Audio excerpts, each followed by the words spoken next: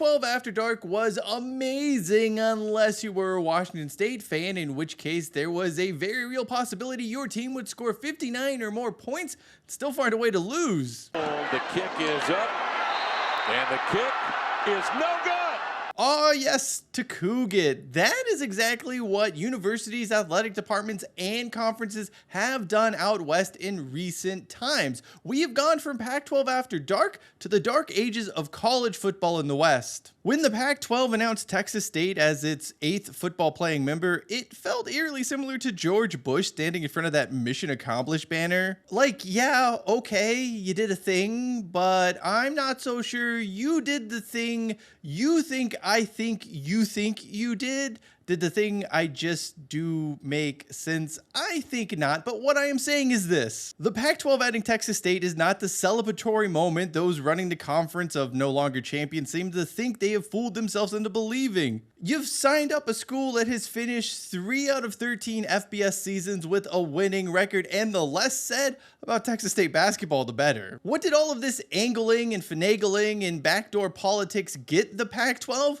Pretty much the exact same media deal with CBS the Mountain West had. Now look, that is not entirely fair. There will be more money paid out, although several in the media have already noted that if this deal with CBS was so scary fantastic for the Pac-12 conference, they would have announced at least some numbers. No one in college athletics hides good news. And what type of exposure is the Pac-12 getting here? A minimum of 3 regular season football and men's basketball games on CBS, many more on CBS Sports Network, stuff on Paramount Plus alongside all of this, and championship games to be broadcast on CBS and Paramount Plus. This, though, is almost like for like what the Mountain West had with CBS, except their championship game for football was on Fox this year. In other words, the Pac-12 couldn't find anyone willing to improve on what the Mountain West had with CBS, so they just took that deal. What we have here is nothing more than shrinking fiefdoms quarreling over shared land, when in reality, cooperation between the two sides would yield far more fruitful results for all involved. That is what really gets me here. When you zoom out and look at the bigger picture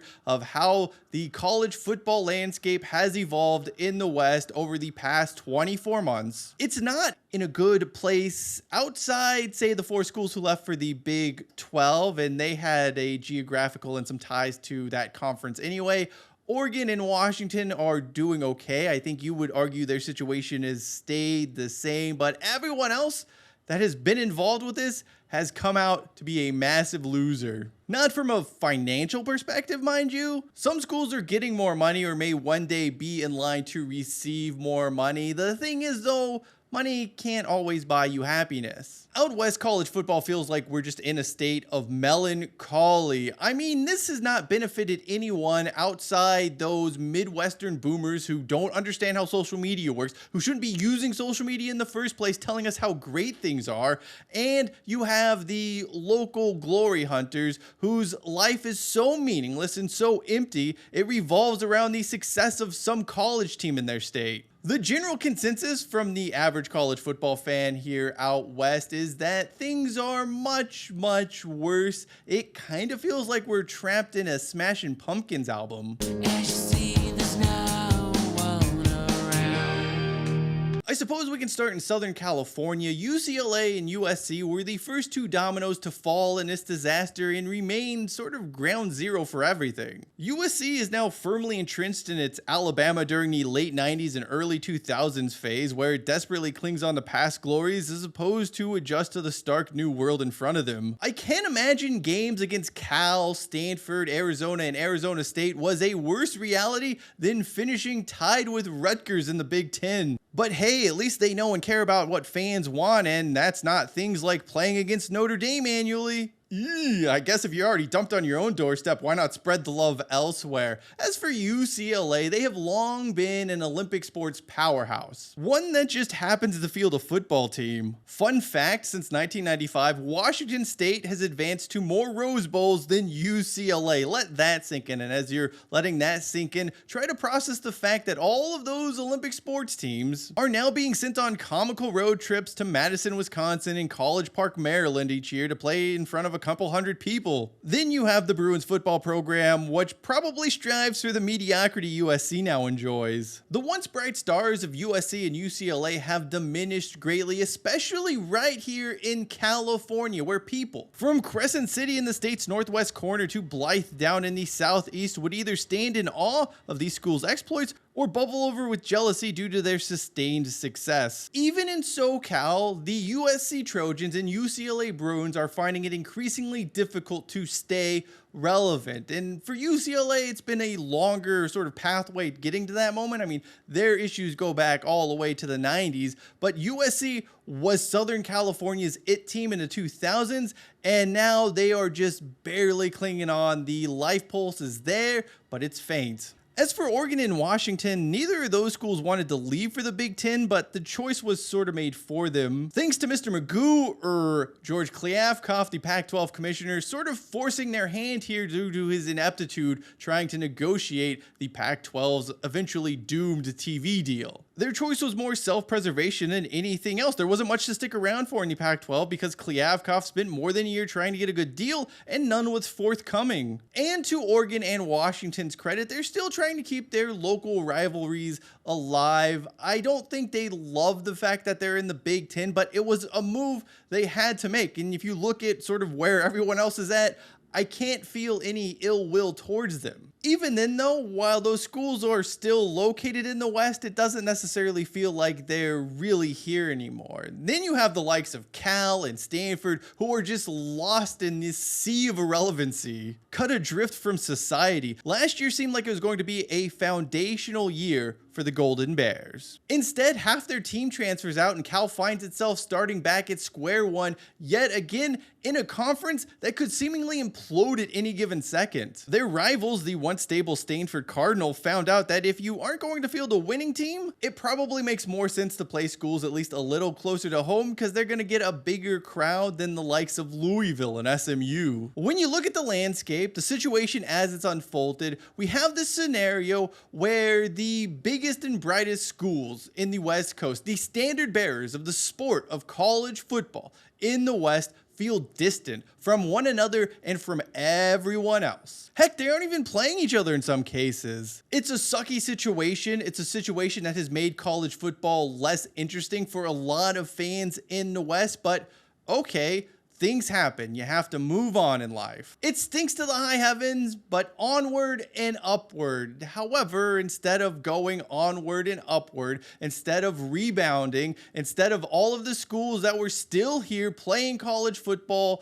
unifying and consolidating their efforts, the Pac-12 and Mountain West have spent the past year acting like petulant children arguing over who's going to get both Mounds bars. Sometimes you feel like a nut, sometimes you don't. As opposed to, just sharing them, have one apiece. And make no mistake, when you look at the future of each conference, where it was going, it was the equivalent of a Mounds bar. Not great, not probably your first choice, but a Mounds bar is still better than nothing if you're craving a little chocolate and maybe the off chance some coconut.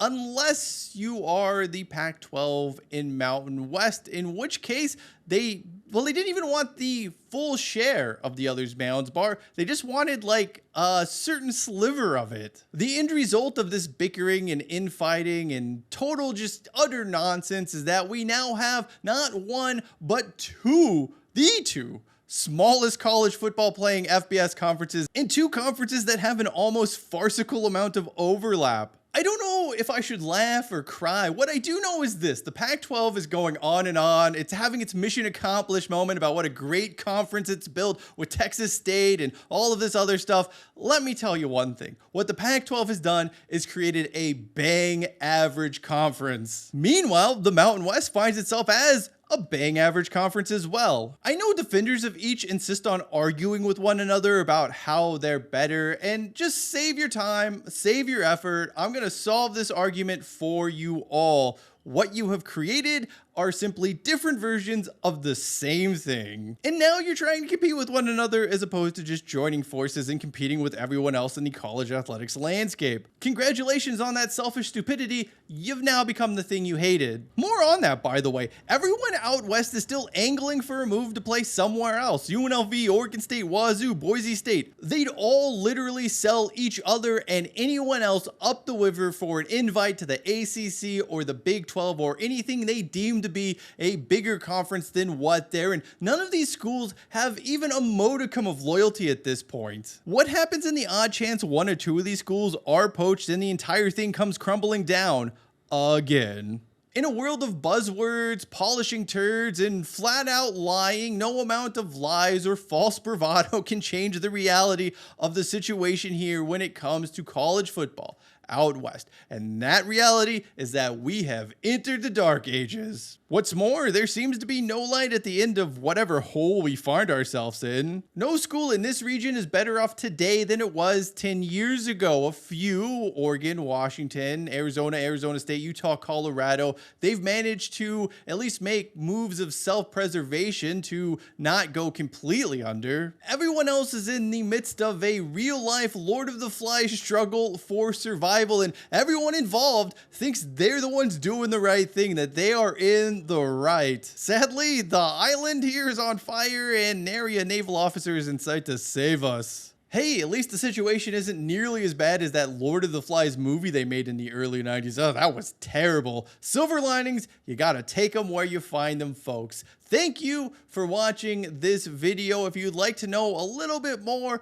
about the situation unfolding at Sacramento State and why they are not joining the Pac-12 or Mountain West, video upper left-hand corner of your screen. And for the story of the college football bowl game that both didn't and did exist, you can check that out in the lower left-hand corner. Until next time, I am Shine Hollis. This is The Touchback, and as always, hashtag take it out the 25.